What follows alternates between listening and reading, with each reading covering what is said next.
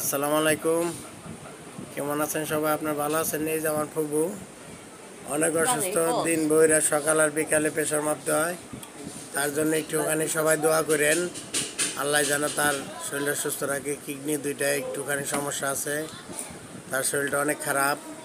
দোয়া করেন ফুবু, কও সেটা আমার জন্য দোয়া করেন সবাই। আল্লাহ দোয়া করে না, যদি পাবলিকের দোয়া না নেয় আল্লাহ দোয়া করে না। পাবলিকের কোনো দোয়ার কাম করে থাকি, দোয়া করব কি? এটাই কও যে আপনার সবাই দোয়া করেন আমার জন্য। না, আমি ওর কই না। আল্লাহ তো মানুষের মধ্যেই থাকে।